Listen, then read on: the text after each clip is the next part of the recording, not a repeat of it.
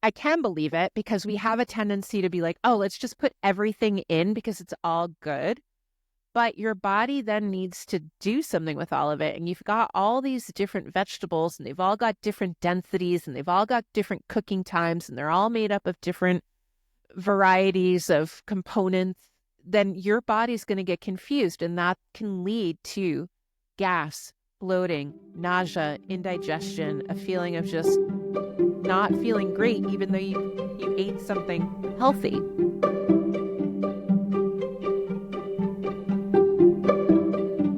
Hello, and welcome to the How to Take Care of Yourself podcast. I'm your host, Veronica Wolff-Casey, and I'm honored that you would take time out of your busy life to spend some time with me today. Today, we're going to talk about the only diet tips that you'll ever need according to Ayurveda. It's that time of year, it's New Year's, and everyone is incredibly excited about this, that, or the other resolution.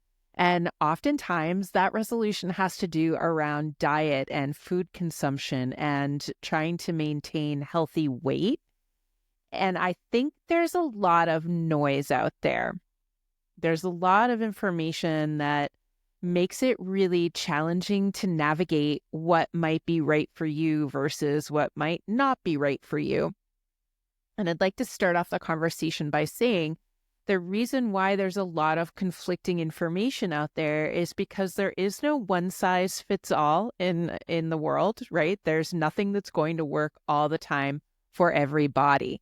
There are all these different factors that need to be taken into consideration. And when you see these sort of fad diets, or even ones that have been around for a long time, like the Atkins diet or the ketogenic diet or veganism or whatever it is, even those ones that have been around for a long time, they still aren't a one-size-fits-all solution. They're not taking into account all the different little variables that make you or I up, that make you or I different. There's going to be a lot of different things to think about as we approach. But the good news is that Ayurveda has some tips that actually do fit everyone. I know I said there's no one size fits all, and then I'm contradicting myself right off the bat, but it's true. So there are some things that we can keep in mind that will actually help us maintain healthy weight no matter what we have going on. Okay. I want to reiterate that Ayurveda does not do fad diets. Fad diets are anything that comes out that is where the people who are putting them out talk about them as being the one-stop solution for everyone, right? Like I think about the Master Cleanse, which is something I fell into back in the day. So young Veronica back in 2008, I really wanted to be healthy. And I was just taking my yoga teacher training. I remember it was probably January. It was probably after the New Year's. And I was like, oh, I'm going to be super healthy. Didn't know about Ayurveda yet, friends. Super healthy. I know what I'm doing. I'm going to do the Master Cleanse. And for those of you that don't know, the Master Cleanse is this diet. I don't even know if you could call it a diet because you're not eating food. It's definitely a starvation situation.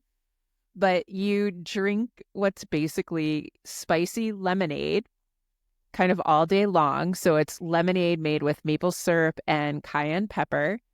And then at night you drink a smooth mouth tea, which is a senna leaf tea, which is a pretty not harsh stimulant laxative, but it's a very effective stimulant laxative. It's herbal though, right? So it's okay. And then in the morning you drink I forget what it was, like a quart of highly salinated water. So really, really salty water to clean out the pipes. So the idea is that you drink this spicy lemonade. That's what keeps you going all day long. And then you drink your laxative tea. And then you drink this quart of salty water. And you do this for 10 days.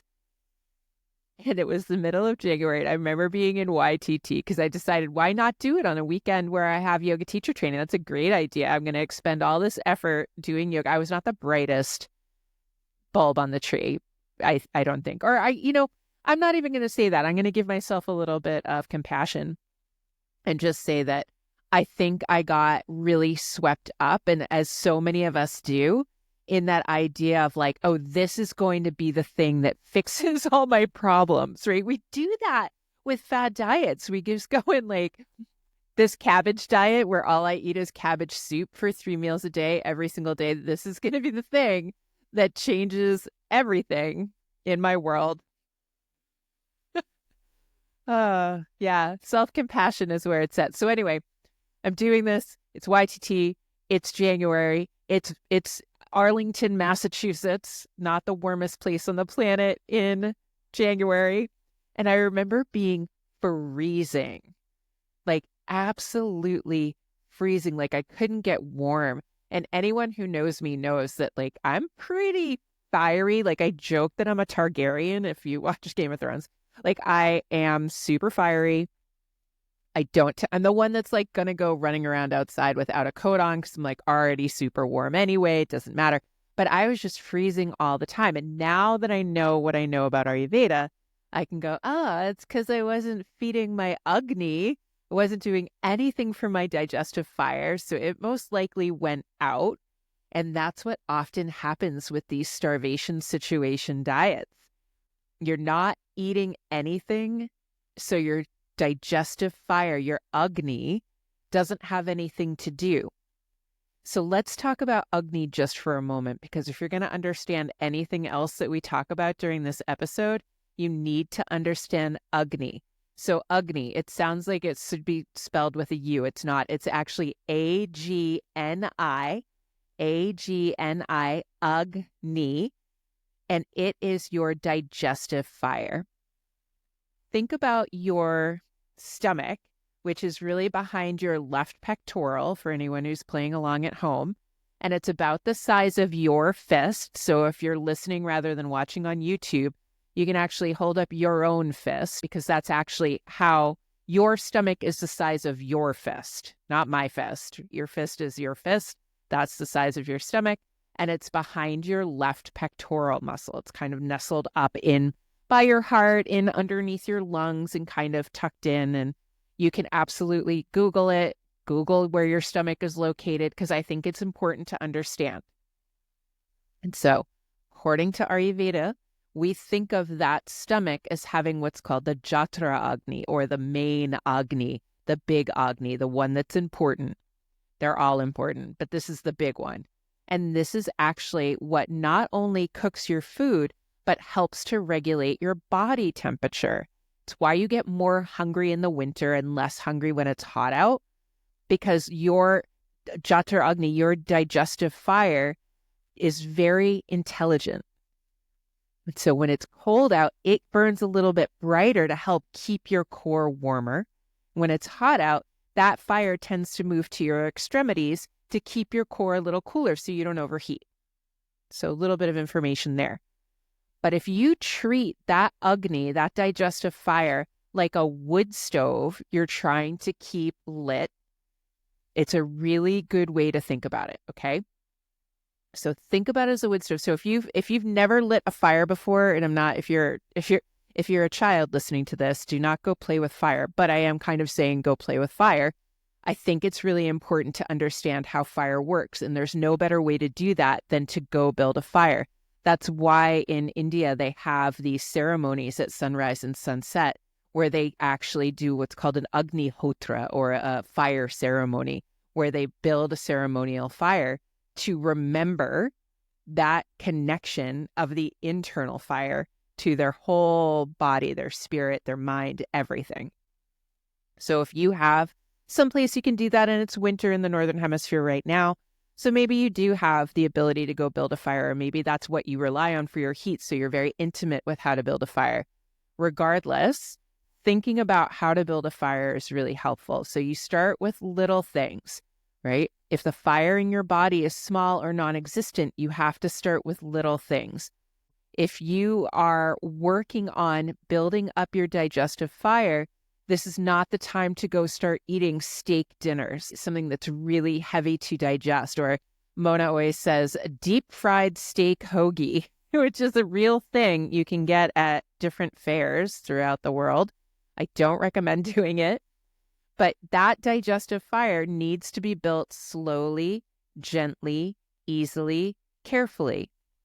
When we have folks in our clinical practices that don't have digestive fire, that's why we'll often start to recommend broths and soups and really light, easy to digest things, because we have to enkindle, just like we would in a wood stove, just like we would at a campfire, that digestive fire slowly over time. Okay? And we have to honor our digestive fire, which brings me to my first tip for you, which is honoring your hunger and your satiety cues. So honoring your digestive fire and honoring when you feel full, which is a hard thing sometimes. Don't worry, I've got a bonus tip for that. So noticing when you're hungry, because diet culture loves to ignore one thing, and that's that your body already knows what it needs. Okay? We have a tendency to ignore that fact. And indeed, I would say that society kind of trains us to do that. And there are some places where that's important when we're trying to do hard things and we need to persevere and we need to have a little bit of grit and willpower. Absolutely. But when it comes to eating, we have to really honor what our body needs. And sometimes those needs have been overlooked. So we might have to retrain our bodies to notice things like true hunger and true fullness, the feeling of satiation, the feeling of satiety.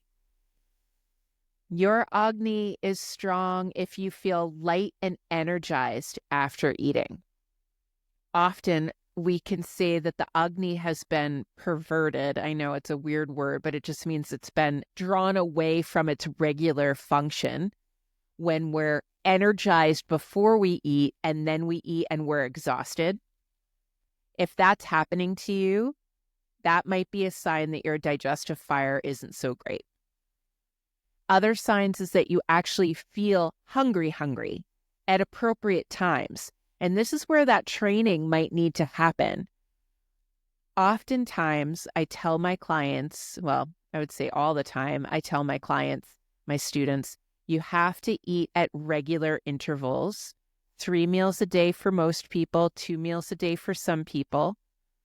But you have to eat at the same time every day because you have to tell your body, which is just an intelligent animal, when the food is coming. So if you have your day set up where you're eating breakfast at the same time, give or take a half hour, it's okay. Wiggle room, little bit, tiny bit is okay. Lunch, same time every day, just about. Dinner, same time every day. So you're training your digestive fire to know what to expect. And you're really hungry for your meals. And that means not snacking in between meals. So many people I know, they eat their meals. So say they eat breakfast. Say they eat at breakfast at 9. Okay. They eat their breakfast at 9. It's very satisfying. Great. Then at 11, they're feeling a little snacky. They want to have a little something.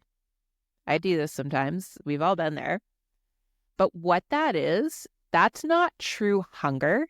That's actually the bolus of food moving from your stomach into the rest of your digestive system. And so what you're feeling at that 2-hour mark, and it's a little wiggle room, again, for some people it might be 2.5 hours, for others it might be an hour and 45 minutes. Generally speaking, in most humans, it takes 2 hours for the food to move from the stomach into the digestive tract. And this is what many people misinterpret as hunger. They feel emptiness occur, the stomach is being voided, and so they interpret that as hunger. My tip for that is to have a glass of warm water. Have some water. Drink some water. Or if you really think it's hunger, which it won't be, but if you really think it's hunger, then have a little fruit. Fruit digests really, really quickly. It's got a lot of fiber. It's really good for the gut microbiome, especially for women. It helps you break down estrogen correctly. Like, it's a good thing to have. There's nothing wrong with fruit. But don't have junk food. Let's just agree not to have junk food. If we're really trying to be healthy, Junk food's never our friend, right? If you look at the list of ingredients and there's even one that you can't pronounce, then don't eat it. My rule of thumb for people is always, if you can't make that ingredient in your kitchen, or you can't just go pick it up off a shelf in the grocery store, like an egg or a thing of milk or a banana, then don't eat it. Because when you start doing the research on all these food additives that are put in the processed food, even the semi-processed food, you start to draw some really scary connections that aren't great. Some of these things that are considered, at least in the US, as generally recognized as safe. So that's one of the ways that the Food and Drug Administration qualifies food. They call it GRAS, GRAS, generally recognized as safe. Doesn't sound so compelling, right? What do you mean generally recognized as safe? Why can't it be just fully recognized as safe? Makes you a little curious what's going on there. But if you go and start really diving into a lot of those additives, you'll find that some of them are actually cancer-causing substances, and they're definitely not good for your gut microbiome, which we know now through all the research is really where all of your immunity, intelligence, everything comes from. Your gut microbiome is part of that digestive fire. It's part of that Agni. It's part of what creates that capacity to digest well. We have to listen to the Agni. Other signs the digestive fire isn't working well is that you are suffering from bloating, gas, sluggishness. You eat and then you immediately feel nauseous. You have to eat when you're hungry, and you have to eat to your hunger. We don't want to eat more food than we need, and we don't want to eat when we're not hungry. And again, that takes training. If you've been eating in a disordered fashion, then you're going to want to make your first resolution for this new year, and maybe this is the only one you really work on all year, is just to eat meals at a regular time every day. Train that sweet, soft animal of your body what to do. Because if you don't, it's going to continue being an issue. And if you take nothing away from today's episode but that, then honestly, this was a good time. You've done well. Best 20 minutes of your life, right? It's okay. That's fine. But wait, there's more. Yeah, I do have more. The satiety cue. This is another one I get a lot. And honestly, confession time, true stories. I had eating disorders up until I found Ayurveda. I couched them in different terms and different ways of eating, but it was always anorexia. I was always trying to figure out how not to eat. And because I would starve myself all the time, and that's probably why I was so into the Master Cleanse, because it was just another way to play with anorexia, which is a terrible disease. And I think it's important that we talk about it, because the way our culture is situated, they say if you're not thin and pretty, you're nothing, and that's bullshit. Let's call it what it is. Having gone through so many different iterations, including veganism, I use veganism as a way to starve myself. Absolutely. Orthorexia is a thing. Orthorexia is when you eat healthy to not eat, basically. It's another way of controlling your food. I dealt with all of that. And because of that, because I was always starving myself, I never knew when I was actually full. Never knew when I was actually full. I ended up, what happens to so many people, then I ate way too much and ends up like blowing my digestive fire out all the time, which meant I actually ended up putting on more weight than I needed to. And that's not coming from body dysmorphia or from anything else. I literally put on like 40 pounds and was like, oh, whoops, pendulum swing the other direction. And that's common for people who have eating disorders, where it's like it gets a little out of control sometimes. I had not learned what a satiety cue was. I didn't know what it feels like to be full. And to be honest, that happens to a lot of people because it takes about 20 minutes for your brain to catch up with your stomach. So if you eat, and if you eat fast, which in our culture, people absolutely do, and I don't mean you have to take 20 minutes to eat your meal, although that would be nice. But I mean, like, sit, chill, eat your food slowly to let your body catch up. Here's the tip for this that I love. You're going to do what's called the burp. Many of you've heard me talk about this on Reels, things like that, but I really want to reiterate it because it's the best tip you'll ever get. Again, one of those things, if you got nothing else out of this episode, take this away. What you're going to do is you're going to eat slowly, calmly, methodically. You're not going to eat fast, and you're going to wait for what's called the burp, right? I call it the burp because it's that little burp that happens when you're full that tells you that you're all done eating. You're all done, friend. You're going to put the fork down. I don't care if there's still food in your bowl. We're done. You have the burp. And what the burp is then you really have to pay attention, especially if you're one of my fast eaters who just like shovels it in and not paying attention, which we've all been there too. So there's no blame. There's no shame here. All there is opportunity and education. If you eat, you're really careful, you're noticing, you'll feel when that air begins to be displaced from the stomach and you'll get that burp and then you stop. You stop. You stop eating. You wait 20 minutes. If you're still starving, and what I mean by that is if when you're like, oh, I'm really hungry, I think I could eat an entire bowl of green beans, not a bowl of ice cream, but an entire bowl of green beans, like a vegetable sounds like a good idea, then go for it. Have a little more food. But if you're done eating after 20 minutes, you're like, I still think I'm hungry. And when you think about eating a bowl of vegetables, you're like, that doesn't sound good. I got news, friend. You're not actually hungry anymore. You just want some kind of dessert or something sweet, right? You want like ice cream or cookies or something. That means you're not hungry anymore and you're about to eat too much. Don't eat more than you need. As a matter of fact, if you hold your two hands up together like you're making a bowl, and if you're not watching on YouTube, you're listening on Spotify, I've actually brought my two cupped hands together, pinky side to make a little bowl. That's about the amount of food you need at any given meal. And it's often said in the US, at least, we eat 100% more food than we need. Not wild? Most people. And of course, it's a product of all these things that we've been talking about, and it's a product of ultra-processed foods. Foods are being engineered now to be addictive, okay? So far, what do we have? We're going to listen to our digestive fire. We're going to help regulate our digestive fire by eating regular times all day, every day. We're really not eating all day, but making sure that we're doing the food times pretty regularly every day. It might be a good time to talk about the 80-20 rule. The 80-20 rule here means 80% of the time you do the best you can, 20% of the time something's going to happen. For me, that's usually on the weekends when, I'm trying to eat with my husband who eats on a slightly different schedule than I do. And so my timing is a little different on the weekends, and we've just learned to navigate that. But for the most part, during the week, 5 days a week, 6 days a week, I'm eating regularly timed, right? I eat my breakfast around 8:39. I eat my lunch around 12:31. I eat my dinner around 5:36. Okay? And then we're learning about the satiety cue. So that little burp, when that happens, you're all done. You wait 20 minutes, you carry on. Okay? So that's where we are so far, which brings us to my next tip.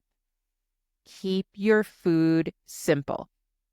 Keep your food simple. My favorite meal are roasted chicken thighs and a winter squash right now. It's two things. I might even eat 2 chicken thighs if I'm really hungry, which they're not big, but they're packed with protein. And then a little bit of winter squash. We had butternut squash today. It was delicious. Super simple. We don't need to make our food complicated. I had a client a while back that was getting a lot of indigestion, and she said, I don't know what I'm doing, Veronica. All I'm eating are these delicious, healthy stir fries. I'm eating mostly vegetables with a little bit of chicken. I'm doing it over good rice. I don't understand why I'm bloated and gassy. And so I was like, tell me what's in your stir fry. She said, carrots, onions. It's like, so far, so good. Celery, okay. Green beans, broccoli, cauliflower, summer squash. She went off on this list of probably 10 or 12 different vegetables, then the chicken, then the rice, I, I, I, I can believe it because we have a tendency to be like, oh, let's just put everything in because it's all good. But your body then needs to do something with all of it. And you've got all these different vegetables and they've all got different densities and they've all got different cooking times and they're all made up of different varieties of components. Then your body's going to get confused and that can lead to gas, bloating, nausea, indigestion, a feeling of just not feeling great, even though you ate something healthy. Another thing I see people do is they eat raw fruit with the rest of their food. And that's a big one to try to avoid if you can, because raw fruit digests at a very different rate than the rest of the food you're eating. Raw fruit digests really, really quickly. So the rule of thumb there is eat it at least half an hour, 45 minutes before a meal. I usually do an hour just to be on the safe side. Or if you want a little something sweet post-meal, I would wait about an hour and a half, 2 hours post-meal before I had any fruit. I definitely would never eat fruit with yogurt. But Veronica, the grocery store is full of that. Yeah, just because it's in the grocery store doesn't mean you should eat it. I'm going to say that again. Just because it's in the grocery store doesn't mean you should eat it. There's dog food in the grocery store. You wouldn't eat that. These companies that are making food, they often don't have your best interest in mind. These companies are trying to make money. That's the bottom line. And I'm not being cynical. I'm being realistic. Food companies are trying to make money. And a lot of the major brands are owned by these gigantic umbrella corporations. So you'll have these little brands that started out good, and then these gigantic umbrella corporations like Monsanto and SC Johnson and Kellogg and all these other brands, they buy them up. And then their job is to make the food as cheaply as possible, make it taste as good as possible so that you'll keep buying it. I know. Isn't that terrible? Nobody's making money off bananas or, spinach, really. But man, are they making money off Pop-Tarts and Doritos and those kind of things. So just remember, just because you can go buy Yoplait with the fruit on the bottom doesn't mean you should eat it. As a matter of fact, yogurt's a kind of hard to digest food. And if you're buying at the grocery store, it's probably sat on the shelf for a while, which means it's very sour, very dense, very hard to digest. There are better things you can do for your gut microbiome than eating yogurt. I know it's a hot take, but it's true. And then don't eat any raw food with hot food. A lot of people, they think they're being healthy. I know. They go in and get a salad and they get grilled chicken on top, or they get a salad and they get like steak on top, or they get a salad with like cooked grains and all this other stuff. But I'm here to tell you that's a digestion nightmare. Cooked food with cooked, raw food with raw. And remember, you can't win friends with salad. Most people cannot digest the raw food they're trying to digest. And I'll say it a little louder for the people in the back, this is not the time of year. If you live in the Northern Hemisphere, winter, not the time of year to be eating anything raw. Yeah, fruit's kind of the exception, but even then, I might cook it. But the salads are right out. You should not be cook your salad. There's nothing wrong with that. Saute your greens, roast your vegetables, put a dressing on it. It's freaking delicious. We do it all the time. And then you can have your chicken on top of it because it's all cooked, and keep it simple. So if I was doing that, I would saute a couple of heads of Swiss chard, maybe with some onions. And then I would roast a couple of sweet potatoes. Why not? And then I would have my chicken thigh. And that would be my little bowl. So simple, only 3 ingredients. And then I might make a little tahini sauce and maybe throw some roasted pecans on there to make it fancy. Still very simple, very satisfying, very delicious. My mouth is literally watering as we talk about it. Which brings me to my next step. Sync up with the seasons. New Year's resolutions often push the same advice year round. Smoothie bowl. Oh my God, don't get me started on smoothies. We'll talk about that in a second. Smoothie bowls in January, salads in December. But Ayurveda says that's not how nature works. We know from an Ayurvedic standpoint that none of those things are a good idea. I'm going to get up on my soapbox about smoothies just for a hot minute. Smoothies are the devil's work, friends. Please don't drink smoothies. First off, they're cold. Back the truck up just for a second. Why would that matter, Veronica, that they're cold? Well, like increases like. The opposite is what brings balance. So if we're in a climate like we are right now, so I'm in northern Maine, well, not northern Maine, I'm in Mid-Coast, Maine, in a little town right by the banks of the Kennebec. It's gorgeous here. I love it. And it was 10 degrees this morning. Fahrenheit. I don't know what that is for Celsius, my Canadian friends, but 10 degrees Fahrenheit. And it's dry. It's so dry. I think the humidity, I don't know what the dew point is, but I know the humidity this morning was like 34 or something ridiculously dry. A salad is cold and dry. And so if it's cold and dry outside and I eat a cold and dry salad, then I'm going to start to be really cold and dry inside. And what does that lead to?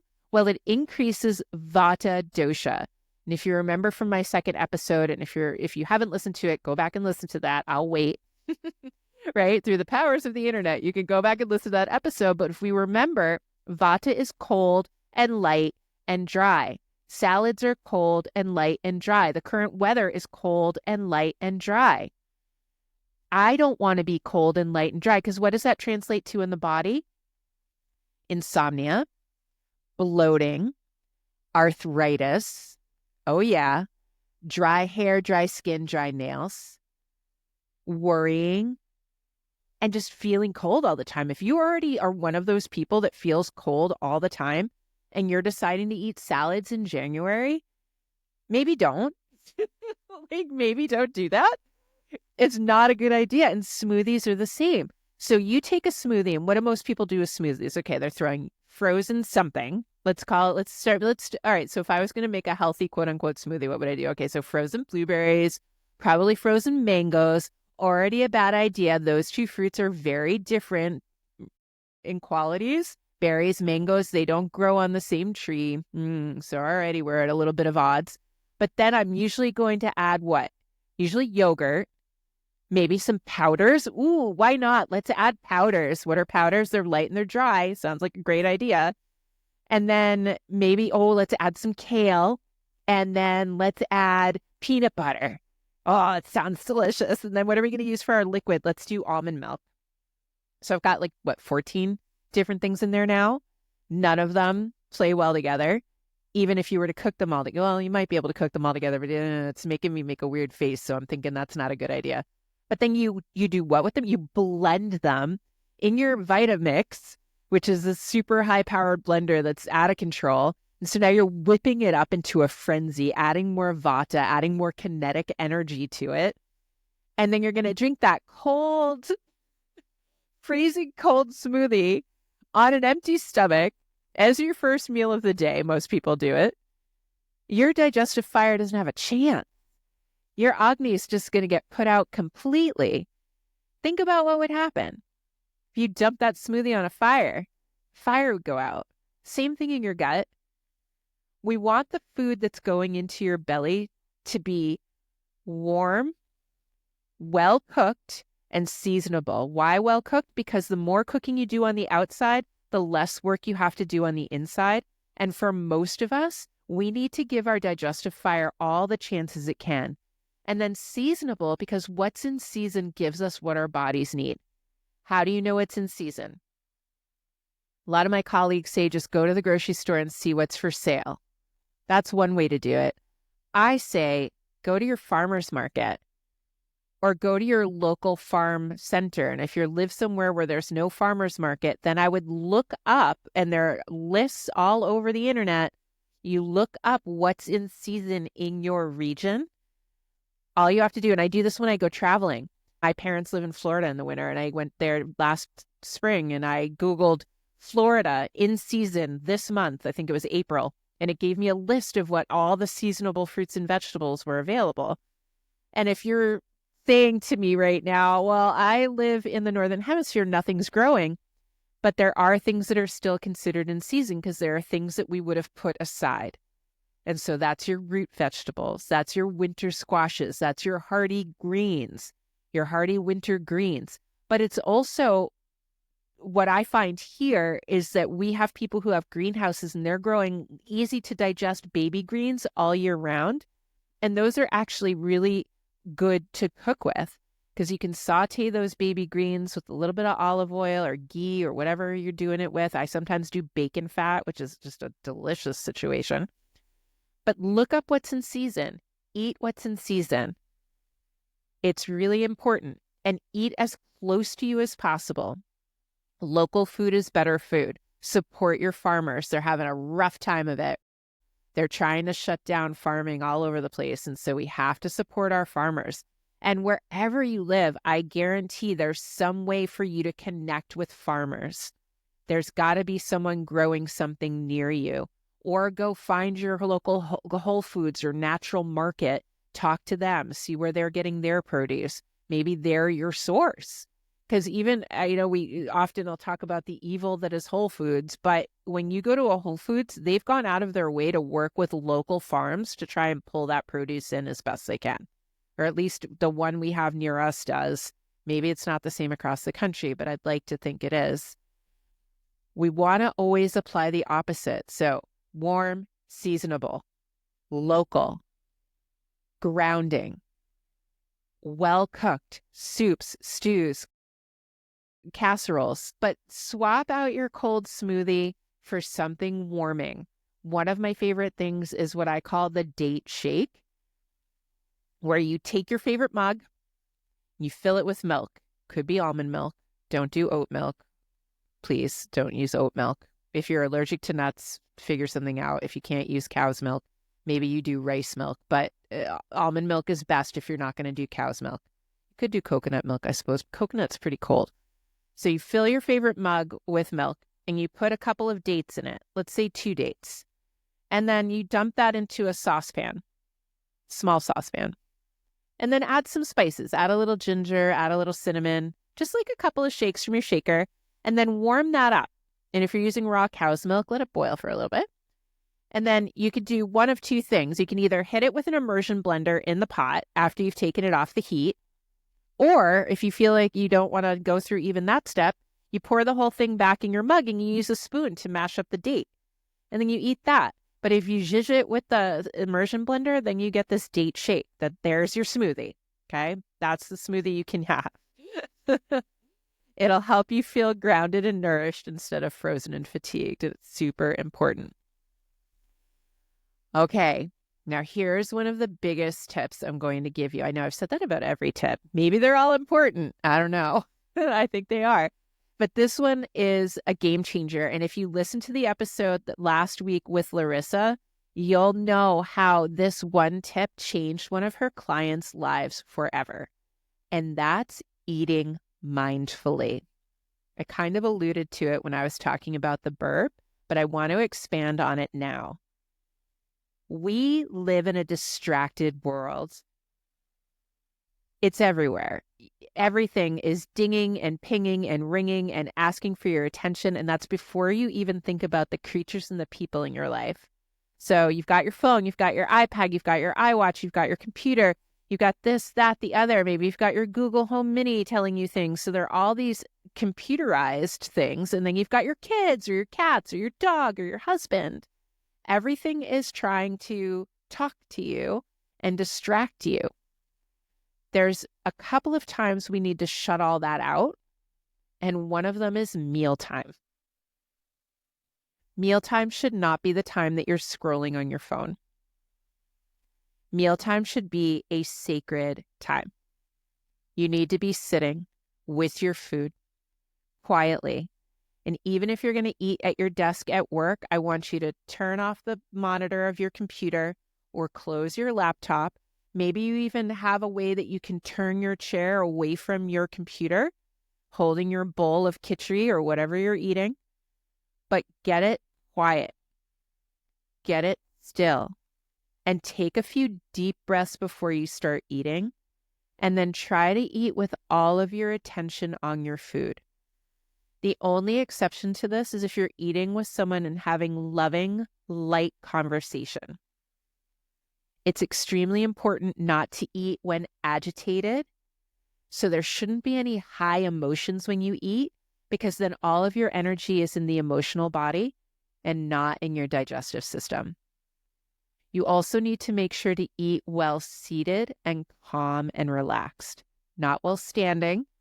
We joke about in the Ayurveda world, one of our teachers said, and now it's kind of become famous, I think it was Dr. Vasant Lad said, death looks over your shoulder if you eat while standing. It's very dramatic, I know, but it's a reminder that we need to eat well in a relaxed, calm, seated fashion. I'm always after my poor little brother. I feel bad for both my siblings, but my brother especially likes to eat while standing. And when I lived with them, I would always be like, sit down. You need to sit down. Death looks over your shoulder. He'd always roll his eyes at me. He's younger than me, so he's allowed to roll his eyes at me, but I'd always shake my finger. And to his credit, he would always go sit down once I reminded him. So that's good. But you want to sit down. You want to eat calm. Because you can eat the most balanced, organic, well-cooked with love Ayurvedic meal. But if you're doing it when you're distracted, agitated, or standing, you're not going to digest it. You're really not going to digest it. Because Ayurveda teaches us that how you eat is just, if not maybe more, important than what you eat. Another one of my teachers, Dr. Pratap Chauhan, used to tell us you can eat whatever you want as long as you can digest it. And part of what he was getting at by saying that is that we really need to make sure that our food is going to digest well, which means we sit down to eat, we chew thoroughly, and we give our full attention to our food. And if you're a fast eater, for you, one of the tips I would give is to put your utensil down in between each bite. Or it might be, especially if you're not good with chopsticks, eating with chopsticks to slow you down instead of just shoveling it in with a fork. Another tip is to light a candle. If you're like me and you buy a lot of candles, this is a reminder that you cannot take all the candles with you when you die. So you might as well enjoy them now. Light a candle, enjoy it, enjoy the meal, make it a special occasion. Why not? The food you eat becomes the person you are, and that is something to celebrate. So why not make it every meal, a special occasion? If you're someone who often eats on the run and you're going to eat in your car, and I do pretty big travels a couple of times a year, and I'm forced to eat while I'm on the road. If I'm going to eat in my car, I don't eat while I'm driving. I pull over somewhere. Usually I try to find a pretty scenic turnoff or something where I can look into nature. And then if I can get out of my car, if I have time to get out of my car, it's not freezing cold or raining, I'll often get out of my car and go sit on the ground. I have a blanket in my car just for this purpose, and I'll eat my meal there. Or I'll stay in my car with it in park and eat mindfully while looking out the window and being with my food. It doesn't take that long to eat. Maximum, you're going to be pulled over for 15 minutes while you eat and relax, and then give yourself a little time to digest. And then you can go on your way. But you want to eat to nourish and eat to thrive, not just survive. The whole point of Ayurveda is thriving, not just surviving. And how we eat is really a big part of that. Here's the last tip I have for you today. And it's a biggie because I have to say this is everywhere right now. I don't know anyone who's not talking about intermittent fasting. It's everywhere. Everyone's talking about it, to the point of where it's kind of annoying because I'm over here just like, well, Ayurveda is the original intermittent fasting. Ayurveda has been doing the intermittent fasting thing for thousands of years. All intermittent fasting means is giving your digestive system a break so that it can rest. And Ayurveda does this really brilliantly because of those regular meal times. So the idea is breakfast is a medium-sized meal, depending on how you digest. Some folks are going to eat a little less just because not everybody's so hungry in the morning. That's okay. You got to eat to your hunger.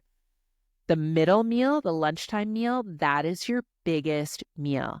That's when your digestive system is actually going to have its most capacity to eat. So that's when I also might put in more complicated proteins. That's where if I'm going to have steak or chicken or meat, if I eat it, that's when I'm going to eat that. That's where I can eat a slightly more complicated meal if my diet, if my digestion will allow for it. Okay, but lunchtime is your biggest meal. And then dinner time is light and early. Light and early. Our kitchen in my house closes at 6 p.m. unless something's gone awry, and sometimes that happens on the weekends, which is fine. But for the most part, I'm eating my dinner by 5:30 at the latest. 5:30 at the latest, usually 5 actually. And then the kitchen's closed. And again, you heard me say earlier, I don't eat breakfast until around 8:30. So that gives me a sizable chunk of the day where I'm not eating. There's your intermittent fasting. There it is. And so that is simple, it's sustainable, and it supports healthy digestion. That's what we want from it. That's what we get from it. Oh, let's all take a deep breath into that. Intermittent fasting. Ayurveda's the OG, man. And it's so simple. Now, what I get from a lot of people is that they say that dinner time is when they get an opportunity to have time with their family. I totally get it. And if you've got kids, it's especially important to get those family unit times. And it can be hard, especially if you're working around different schedules, but you got to just try to carve it out. And it might be that you're feeding the kids, but you and your significant other are eating something light. I used to sit down with my family. I had the benefit of living with my family when I was 40. I had a weird housing thing and I moved in with them for a short period of time before I met my husband. And it was really powerful to be with them for that short amount of time. But I was already deep into my Ayurvedic journey and they ate dinner pretty late. And so what I would often do is I would bake a sweet potato and I would have that for my dinner earlier. And then when I'd sit down with them for their family dinner time, I would just have a cup of tea. I would still get to eat their food, but I would just take the leftovers for the next day for my lunch. And it worked out really well. So I still got to be in time with my family, with my brother, my mom, my dad, my brother's fiance. We all got to sit around the table, download our day, support each other, cheer each other on, all the good things that happen at that family meal. But I was able to really honor my hunger, my digestive fire, and my patterns by not eating that late, by having something light earlier, and by just sitting and having a cup of tea. And actually, it ended up rubbing off on my parents, and now they don't eat late at all anymore. They stopped eating late entirely, which I thought was fascinating because for the longest time, they ate dinner at like 8 p.m., which seemed just like, well, no, that's bedtime. And I know not everyone goes to bed at 8 p.m., but it just seemed really late to me. And don't worry if that's your pattern, you're working it out. Everyone's got to find their own rhythm.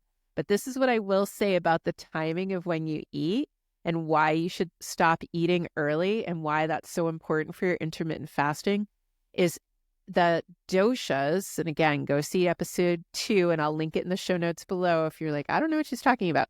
But the doshas rise and fall throughout the day.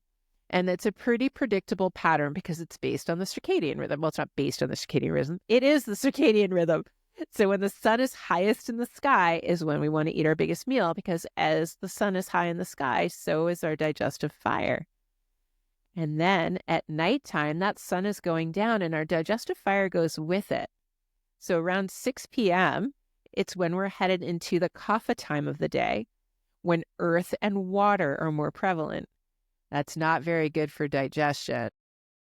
Earth and water, it's very heavy, very cold. So we don't want to eat a huge meal then. And if we don't eat a huge meal then, our body has a chance to do all the metabolic processes it needs to do that start around 10 p.m. when the pitta dosha starts rising again. And that pitta dosha is when we want to allow our bodies to be at rest so that that second stage of digestion can happen. And that's not a digestive stage for food. It's for metabolic processes. I like to use the analogy that it's as if your body was a school, and in the school time, all the kids go home, right? Around 4 o'clock in the afternoon.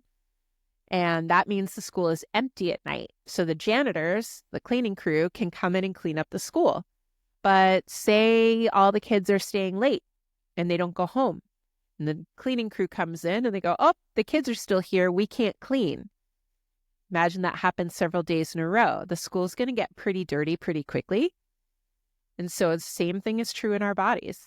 If we eat heavy and we eat late, our body is full of food when it's supposed to be doing these other digestive processes. And so we have to eat early and eat light as far as dinner is concerned. Ooh, that was a lot. I ended up going way longer than the half an hour I envisioned this episode to be, so I hope you stuck with me. I just want to give one more thing before we go for the day, and that is that we want, with all of this, consistency over perfection. Ayurveda doesn't want perfection, it wants balance. So if you mess up or you skip a meal or you eat something that doesn't sit so well, you just reset at the next meal. You can always redo. If you're really feeling gross, you did something, you ate too much, this is what usually happens to me. Some of you know I'm a chef, I get really freaking excited about food. And so often I overeat, not gonna lie, and then I have to do something about it. And my best tip for that is to have a little cup of warm water, like tea without the tea. Or if you can tolerate ginger, you can have a little ginger tea. And you don't need to buy fancy ginger tea bags or even get raw ginger. If you have a little canister of dried ginger in your pantry, just a little 1/8 of a teaspoon and a cup of hot water is all you need. Really simple, really easy, and it'll help reset your Agni, your digestive fire, and help you feel better. So that's all I have for you today, friends. What I would recommend to start with is pick one tip from today that feels like you can do it and start doing it every day. We want to build habits that feel good, not forced. If I was going to recommend something to start with, I would actually do a kind of twofer. I know I said pick one, and here I am contradicting myself again. Well, them's the breaks, kids. But I would pick eating at the same time every day and eating mindfully. Let that be where you start. Everything else will come. I'm so glad you were here today with me. I'm really honored that you would take time out of your busy day to listen to anything I had to say. And the fact that anybody's listening really fills me with joy. And I've been hearing from some of you and how helpful this podcast has been for you. And I really keep the comments coming, keep telling me not only how these are landing, but what you want to hear about next, okay? I want to tailor this for you. That's the whole reason why I'm doing it. So please reach out and tell me what you want. Tell me what you need.